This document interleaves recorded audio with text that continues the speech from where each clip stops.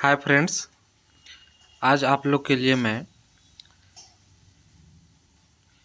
Teaching aptitude का class लेकर आया हूँ, शिक्षण अभिवृत्ति। ठीक है। और बता दें, यूजीसी नेट एग्ज़ाम का पूरा पेपर 1 हमारे चैनल के माध्यम से क्लास मिलने वाला है। ठीक है। और आप लोग को यूनिट 1 से स्टार्ट आज करने वाले हैं टीचिंग एप्टीट्यूड का। और इस भाग में हम लोग देखने वाले हैं शिक्षण। ठीक है। मतलब शिक्षण क्या है, उनका कॉन्सेप्ट। ठीक है। और साथ ही इसमें देखेंगे उद्देश्य। समझ गए।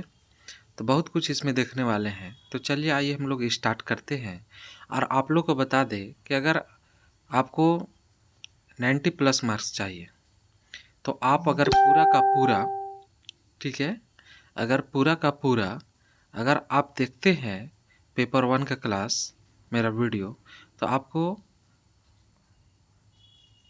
ऐसा महसूस होगा, ठीक है, कि आप उतना कर लेते हैं और आप कर लीजिएगा। समझ गए। बशर्ते कि आपको बीच बीच में बतलाया जाएगा, वैसा आप करते रहना पड़ेगा। ठीक है। ठीक है फ्रेंड्स, आइए आप लोग स्टार्ट करते हैं। चलिए देखते हैं कि शिक्षण का अर्थ। ठीक है। सबसे पहले आप लोग शिक्षण अभिवृत्ति के अंतर्गत जानना पड़ेगा शिक्षण का अर्थ। शिक्षण क्या है। ठीक है। तो बता दें, शिक्षण मानवीय मूल्यों के क्या है, शिक्षण मानवीय मूल्यों के विकास पर बल देता है। क्या? मानवीय मूल्यों के विकास पर बल देता है, क्योंकि यह एक क्या है, सामाजिक प्रक्रिया है। शिक्षण क्या है, एक सामाजिक प्रक्रिया है। ये सब नोट करने वाला है। ठीक है। आप लोग पूछेगा भी क्वेश्चन, है ना। और मानव को विकसित करने पर, है ना, मानव को अधिक से अधिक विकसित, ठीक है, उनको ऊपर उठाने का, ठीक है, कह सकते हैं कि जीवन जीने का शैली बोल सकते हैं। समझ गए। मतलब हर एक क्षेत्र पर मानव को जो है, ठीक है, शिक्षण जो है विकसित करता है, बल देता है। समझ गए। और बता दें, ये एक सामाजिक प्रक्रिया है। अब देखिए, शिक्षक और विद्यार्थी के मध्य, ठीक है, क्या होता है, प्रत्यक्ष वार्तालाप होता है। समझ गए। शिक्षक और विद्यार्थी के मध्य की अगर बात पूछे जाए कि कैसे वार्तालाप होता है ना, कैसे बात करते हैं, एक शिक्षक और एक आपका विद्यार्थी रहते हैं, तो होता है आपका क्या है, प्रत्यक्ष वार्तालाप। समझ गए। नहीं। शिक्षण मौलिक अवधारणा नहीं है। अगर पूछा जाए कि शिक्षण क्या मौलिक अवधारणा है, तो नहीं है। समझ गए। उसी तरह से औपचारिक एवं अनौपचारिक रूप से सीखने के अनुभवों को विस्तार देते हैं। समझ गए। क्या करते हैं, विस्तार देते हैं। समझ गए। अब चलिए आगे देखते हैं और बता दें कि शिक्षण, ठीक है, शिक्षण को समाज में बदलाव लाने के लिए एक विद्यालयी उपकरण कहा जाता है। समझ गए। क्या है, विद्यालयी उपकरण इसे कहा जाता है, किसे, शिक्षण को, है ना। किस में बदलाव लाने के लिए, आपको समाज में बदलाव के लिए। ठीक है। अब आगे हम लोग देखते हैं और आप लोग को बता दें कि वर्तमान में, समझ गए, वर्तमान में शिक्षण का उद्देश्य सिर्फ रटना, ठीक है, या बलपूर्वक ज्ञान को मस्तिष्क में बिठाना नहीं।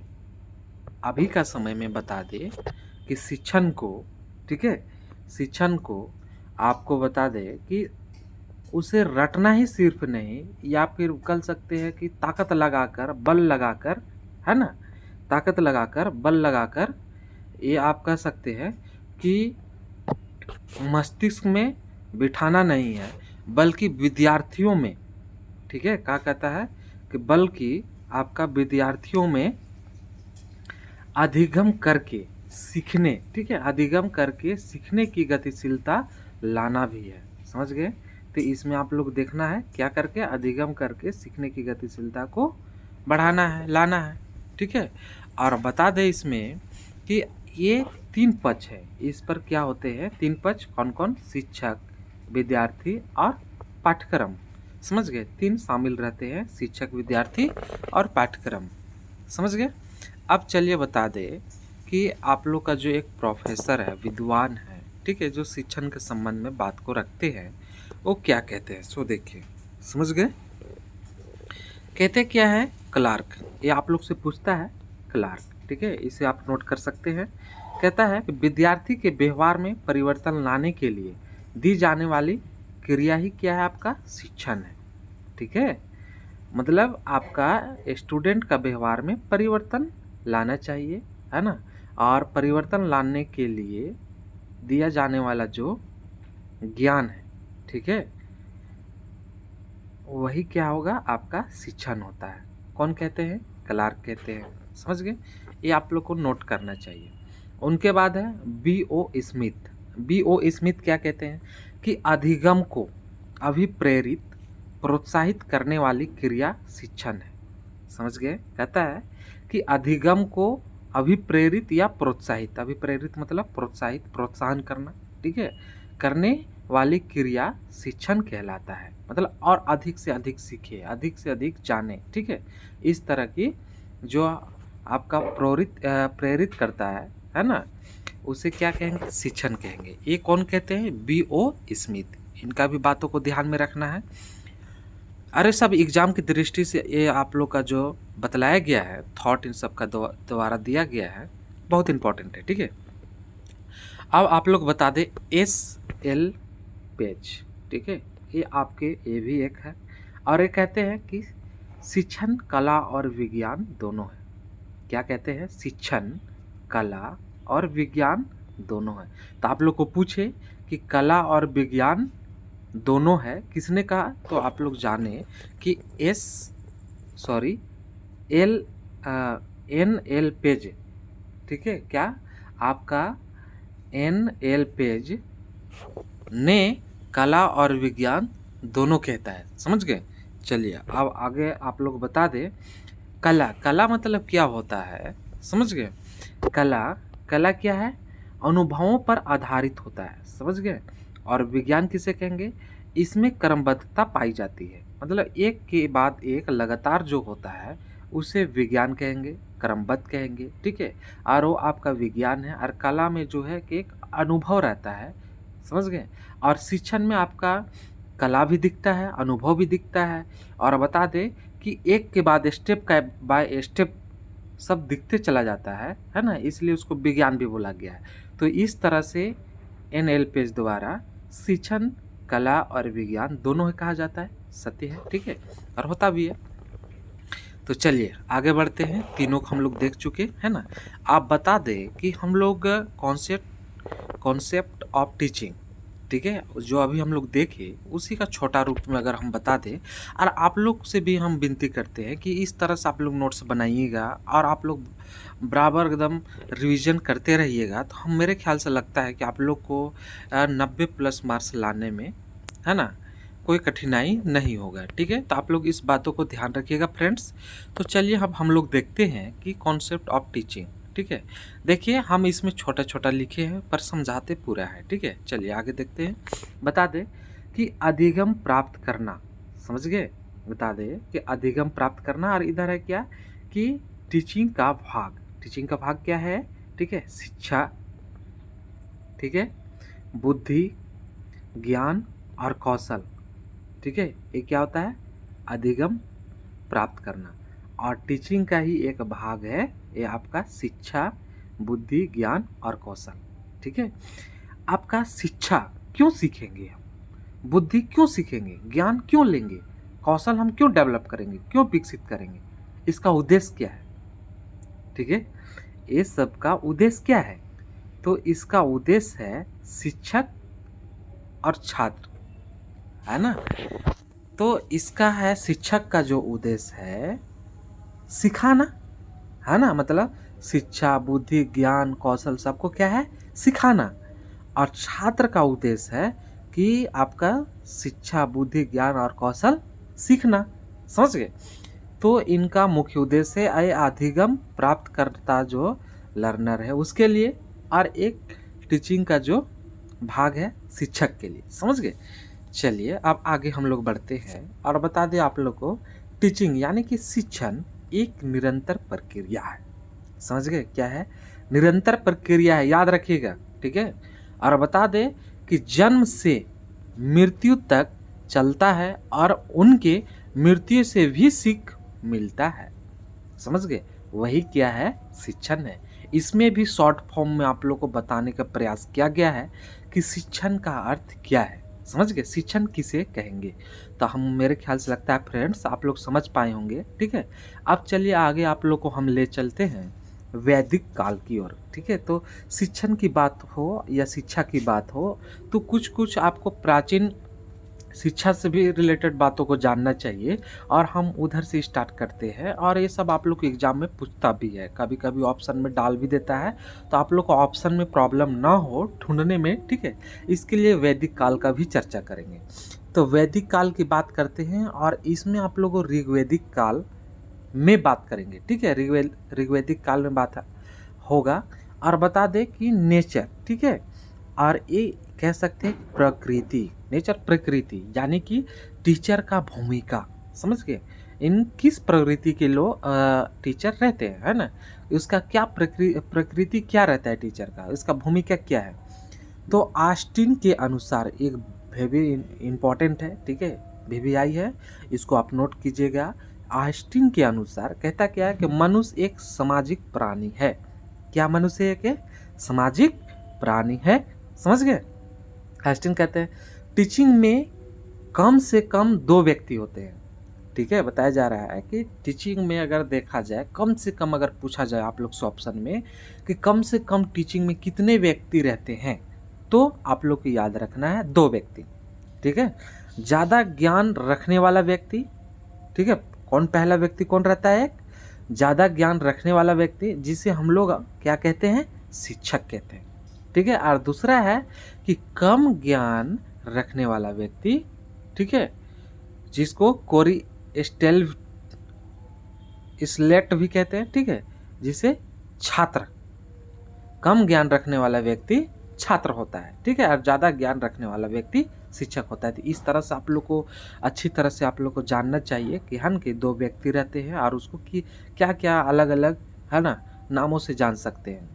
इसलिए, ठीक है, बता दें, इसलिए इसे द्विध्रुवीय कहते हैं। आप लोग को भी जानना चाहिए कि जब अगर टीचिंग को, है ना, टीचिंग में कम से कम 2 व्यक्ति की बात हो, तो यही कारण जो है एक शिक्षक और एक छात्र होता है, और यही कारण जो है इसे द्विध्रुवीय भी कहा जाता है, ठीक है।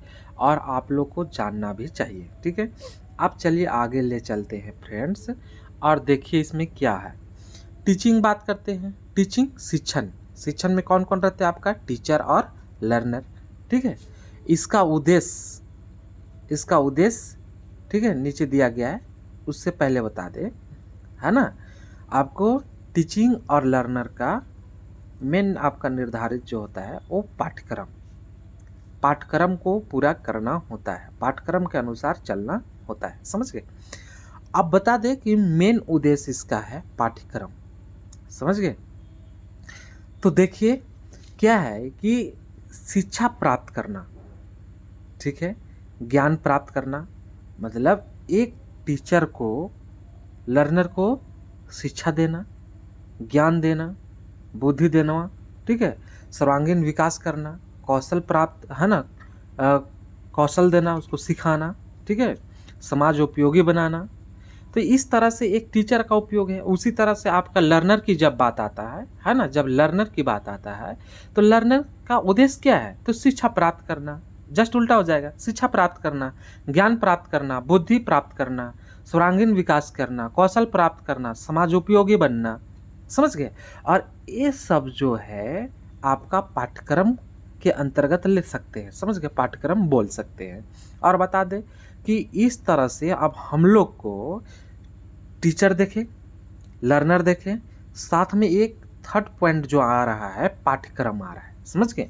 और पाठ्यक्रम को लिया जाता है तो पहला हो गया आपका टीचर, दूसरा हो गया स्टूडेंट लर्नर, ठीक है, और आपका तीसरा हो गया सिलेबस यानी पाठ्यक्रम, ठीक है। और आप लोग बता दें कि टीचिंग इसलिए यही कारण है त्रिध्रुवीय प्रक्रम भी है कहा जाता है ना। आप इसमें 3 हो गया इसलिए त्रिध्रुवीय हो गया। चलिए आगे देखते हैं, समझ गए।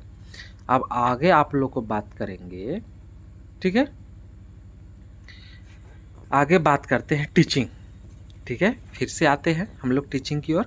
और आप लोग को बता दें, है ना, आप लोग को बता दें, चलिए बता दें कि टीचिंग जो है, ठीक है, टीचिंग के अंतर्गत एक टीचर होता है, ठीक है, एक पाठ्यक्रम होता है, ये देख लिए, और एक स्टूडेंट होता है फ्रेंड्स। तीनों अब तक हम लोग देख चुके हैं, समझ गए, तीनों अब तक हम लोग देख चुके हैं, समझ गए। और आपका टीचर और स्टूडेंट, और उनके बाद सिलेबस या ना पाठ्यक्रम विषय वस्तु पर तीनों का, ठीक है, आपका कह सकते हैं मिश्रण रहता है, समझ गए, मिश्रण रहता है। और इस तीनों को एक जगह इकट्ठा करके और ज्ञान लेने देने का कार्य अगर स्टार्ट हो जाए, समझ गए, यानी कि शिक्षण जो है स्टार्ट होता है ना, टीचर अगर देता है, ज्ञान देता है स्टूडेंट को, तो क्या होता है, एक वातावरण का बीच देता है ना, एक वातावरण बनता है। जैसे आप विद्यालय में, कॉलेज में, है ना, आप देखते होंगे कि एक वातावरण, अच्छा एक वातावरण होता है, समझ गए। प्राचीन काल में भी देखते होंगे कि गुरुओं द्वारा दिया जाता था आपका एक ब्रिज के नीचे आश्रम में, समझ गए। तो एक वातावरण बनता है, माहौल बनता है, समझ गए। तो एक चौथा जो स्टेप यहाँ हम आने वाला है कि आपका टीचर, शिक्षण और पाठ्यक्रम के बीच एक वातावरण की भी आवश्यकता है, समझ गए। और यही कारण है टीचिंग को चतुर्थ ध्रुवीय भी कहा जाता है, समझ गए। तो अभी तक हम लोग देखे द्विध्रुवीय, त्रिध्रुवीय और चतुर्थ ध्रुवीय भी देख लिए, ठीक है। अब आप लोग को समझ में आना चाहिए कि चतुर्थ में क्या आपका लास्ट में आपको शामिल किया गया, वातावरण का, ठीक है। वातावरण भी ठीक ठाक होना चाहिए, ठीक है फ्रेंड्स। अब आगे हम लोग बढ़ते हैं। अब देखते हैं कि जब टीचिंग है ना, आपका शिक्षण जो है स्टूडेंट और किसके बीच, टीचर के बीच होता है, ठीक है। तो उसमें आपका वेरिएबल भी आते हैं, वेरिएबल्स भी आते हैं, जिसको चर भी कहते हैं, ठीक ठीक है। अब बता दें कि एक चर, ठीक है, अब बता दें कि स्टूडेंट क्या है, आश्रित चर है, और टीचर क्या है, स्वतंत्र चर है, समझ गए। तो आप लोग बता दें कि कहने का मतलब है स्टूडेंट जो है टीचर पर आश्रित रहता है ना, टीचर के अनुसार चलते हैं, समझ गए, टीचर के अनुसार चलते हैं, समझ गए। और बता दें कि दोनों का बीच जो थर्ड जो पॉइंट रहता है, वो पाठ्यक्रम, जो सिलेबस, उसको मध्यस्थ चर कहते हैं, समझ गए, उसको मध्यस्थ चर कहते हैं, समझ गए। तो इस तरह से बता दें फ्रेंड्स आप लोग के लिए कि 3 चर हैं, ठीक है। अब तीनों चर को एक एग्जाम्पल द्वारा दिया गया है। इसमें आप देख पा रहे होंगे रेखा चित्र है, ठीक है, रेखा चित्र बताया गया है कि x, ठीक है, x अक्ष में आपका ओवर को दिखलाया गया, ठीक है। आप लोग क्रिकेट देखते होंगे, ठीक है, क्रिकेट में एक ओवर जो होता है और एक तरफ रन जो होता है ना, क्रिकेट मैच में। तो कहने का मतलब है कि जितने भी ओवर हों, ठीक है, उतने ज़्यादा रन बनते हों, समझ गए। तो जिस तरह से आपका ओवर बढ़ता चला जाता है, उसी तरह से रन बढ़ता चला जाता है, यानी कि रन जो है ओवर पर आश्रित है, ठीक है। तो रन क्या हुआ आपका, आश्रित चर, और ओवर क्या हुआ, स्वतंत्र चर, समझ गए। तो इस तरह से यहाँ पर एक आपका क्रिकेट का मैच के माध्यम से आप लोग को हम चर, मतलब आश्रित चर और स्वतंत्र चर के बारे में समझाने वाले थे, समझाएं भी, ठीक है। तो इसी तरह से फ्रेंड इसमें बता दें कि आश्रित चर आपका स्टूडेंट हुआ, है ना, और टीचर हुआ आपका स्वतंत्र चर, और मध्यस्थ जो चर हुआ वो आपका पाठ्यक्रम या उद्देश्य हुआ, समझ गए। चलिए आप लोग को आप इसमें इस संबंध में बता दें, 2005 में एनसीएफ के मार्गदर्शन सिद्धांत बताता है, कहता है मार्गदर्शन सिद्धांत कि छात्रों की लर्निंग सिद्धांत देते हैं, ठीक है, छात्रों की लर्निंग। तो कहता क्या है कि एनसीएफ, ठीक है, का गाइडलाइन जो कहता है कि छात्रों की भागीदारी को सुनिश्चित करना होता है, जिसमें से पहला गाइडलाइन की बात की जाए, आप लोग बहुत अच्छा से थोड़ा सा समझने का प्रयास कीजिएगा, है ना। अरे इम्पॉर्टेंट है, समझ गए, ये आप लोग का इम्पॉर्टेंट है। कहता क्या है पहला, कि सीखते समय विचारों का योगदान। क्या है? सीखते समय विचारों का योगदान होता है। टीचर के विचार और फिर स्टूडेंट का विचार क्या होना चाहिए? एक समान होना चाहिए। कि कौन सा रिपोर्ट कहता है? NCF, समझ गए। छात्रों की लर्निंग किसका किसका? आपका टीचर और स्टूडेंट का जो है विचार जो है एक समान होना चाहिए। फ्रेंड्स आप लोग ध्यान दीजिएगा। और उनके बाद क्या कहता है सेकंड में, कि अनुभवों एवं विचारों के बारे में बोलने एवं चर्चा करने का आवश्य, ठीक है, क्या है कि आपका अवसर प्राप्त करना। कहता क्या है? अनुभवों और विचारों के बारे में बोलने एवं चर्चा करने का अवसर प्राप्त करना भी है। उनके बाद थर्ड पॉइंट क्या कहता है? कि रोजमर्स, है ना, यानी कि रोजमर्स नहीं है, रोजमर्रा है ना, रोजमर्रा है। रोजमर्रा के दिनों में जो कुछ भी सीखा है उसका परिपालन हो, दैनिक जीवन में इसका प्रयोग करना चाहिए। समझ गए? कहने का मतलब क्या है कि जो आप सीख रहे हैं उसके अपने जीवन में, है ना, रोजमर्रा के जीवन में, कह सकते हैं दिन प्रतिदिन जो है ना, आप अपने जीवन में उसमें बदलाव लाइए। ठीक है, तो इस तरह से हम लोग देख पाए, है ना, सिद्धांत। अब हम आप लोग को आगे ले चलते हैं शिक्षण का उद्देश्य। तो अभी तक हम लोग देख पाए, ठीक है। अब फिर हम लोग देखेंगे शिक्षण का उद्देश्य। तो शिक्षण का उद्देश्य की बात की जाए, ठीक है, शिक्षण का उद्देश्य की बात की जाए तो लर्निंग यानी सीखना। ठीक है, शिक्षण का उद्देश्य की बात की जाए लर्निंग यानी सीखना। तो अधिगम प्राप्त करना है। समझ गए क्या है आप लोग का? अधिगम प्राप्त करना है। लर्निंग में अधिगम प्राप्त करना है, सीखना। ठीक है, तो शिक्षण का उद्देश्य है आपका अधिगम प्राप्त करना, अच्छा से अच्छा और अच्छे से अच्छे बात को सीखना। समझ गए? उनके बाद है सेकंड पॉइंट सर्वांगीण विकास, है ना, स्वरगुण सम्मान। ठीक है, सम्मान कहने का मतलब सर्वांगीण विकास का मतलब है सर्वगुण संपन्न होना है। समझ गए? जैसे नैतिक मूल्य पर आधारित नैतिक शिक्षा। क्या है? नैतिक मूल्य पर आधारित क्या है? नैतिक शिक्षा। नैतिक शिक्षा भी होना चाहिए। उनके बाद क्या कहता है? उनके बाद क्या कहता है कि समाज उपयोगी होना चाहिए, है ना। क्या होना चाहिए? समाज उपयोगी होना चाहिए। उनका बाद इम्पॉर्टेंट नॉलेज का वृद्धि होना चाहिए, है ना, ज्ञान में वृद्धि होना चाहिए, इम्पॉर्टेंट नॉलेज। उनके बाद स्किल डेवलप यानी कि कौशल विकास होना चाहिए। उनके बाद व्यवहार में परिवर्तन होना चाहिए। उनके बाद सामाजिक परिवर्तन होना चाहिए। उनके बाद वांछित परिवर्तन होना चाहिए। तो इस तरह से फ्रेंड्स आप लोग बता दें शिक्षण का उद्देश्य है कि एक लर्नर में, है ना, क्या क्या गुण परिवर्तन लाना चाहिए, कैसे सीखना चाहिए। समझ गए? अब आप लोग बता दें टीचिंग का लक्ष्य।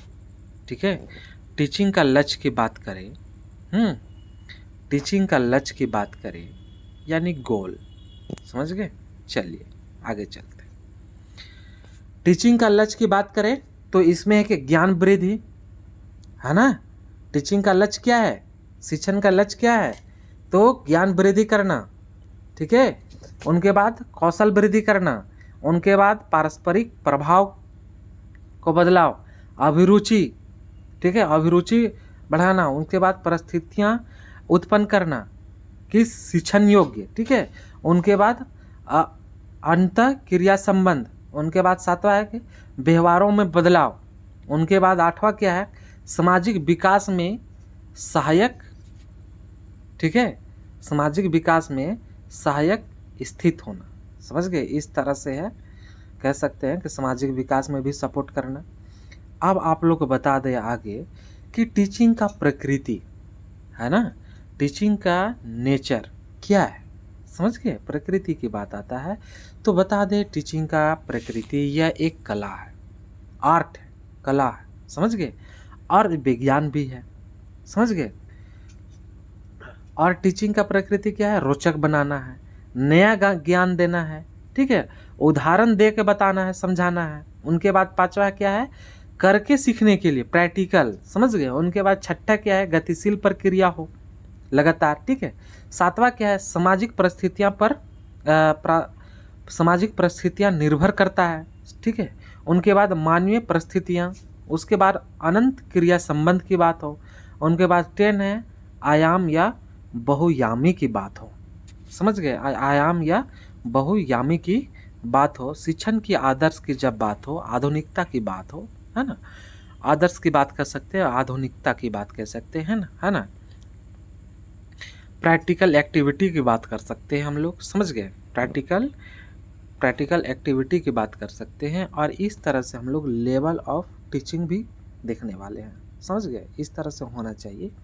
तो मानसिक स्तर से ज्ञानात्मक पक्ष ज्ञान, बुद्धि और कौशल से संबंधित है, ठीक है। मानसिक स्तर से ज्ञानात्मक पक्ष ज्ञान, बुद्धि, कौशल से क्या है, संबंधित है। पहला क्या है कि आरंभ में जो लेवल ऑफ टीचिंग की बात की जाए तो स्मृति लेवल होता है। दूसरे में प्रारंभ में, ठीक है, अबोध स्तर कहते हैं। और अंतिम में क्या कहते हैं, विमर्शी स्तर या चिंतन स्तर कहते हैं। तो इस तरह से हम लोग लेवल ऑफ टीचिंग देखें। और आप लोग को फ्रेंड्स बता दें कि आने वाले कल के वीडियो में लेवल ऑफ टीचिंग का विस्तार पूर्वक अध्ययन करने वाले हैं। और इससे क्वेश्चन रहता भी रहता है, समझ गए। तो इस तरह से आप लोग, हम मेरे ख्याल से लगता है कि आप लोग अच्छा से समझ पाए होंगे टीचिंग क्या है, उसका उद्देश्य क्या है, समझ गए। और इनका बीच क्या क्या थॉट रहा, समझ गए। और आप लोग को ये बहुत फ़ायदा पहुंचाने वाला होगा, है ना, वीडियो है, समझ गए। और आप लोग को बता दें कि किसी तरह से भी हो फ्रेंड्स आपका सुझाव, तो आप इस पर कमेंट बॉक्स पर कमेंट कीजिए, ठीक है। और बता दें कि लाइक कीजिए, ताकि मैं उससे मोटिवेट होता हूँ। और बता दें कि इससे अच्छा से अच्छा और हमको ऊर्जा मिलता है और हम प्रोत्साहित होते हैं इस तरह से वीडियो लाने के लिए, ठीक है। और इसे अधिक से अधिक मित्रों के पास भी शेयर कीजिए और उन्हें भी बताइए और उन्हें भी लाभान्वित कीजिए, ठीक है। आप लोग फ्रेंड्स बता दें ये पूरा आपका फ्री क्लास है। और बता दें कि इस तरह से आप लोग को कोई सी बुक आपके वीडियो में फ्री में नहीं मिलने वाला है, समझ गए। और आप लोग को हम संतुष्ट करते हैं कि आप लोग को पूरा एग्ज़ाम आते तक में पूरा का पूरा यूनिट कंप्लीट कराने का प्रयास करेंगे, समझ गए। और इसमें से जो हम पढ़ाएंगे इसी का बीच आप लोग का प्रश्न रहने वाला है, ठीक है फ्रेंड्स। Thank you.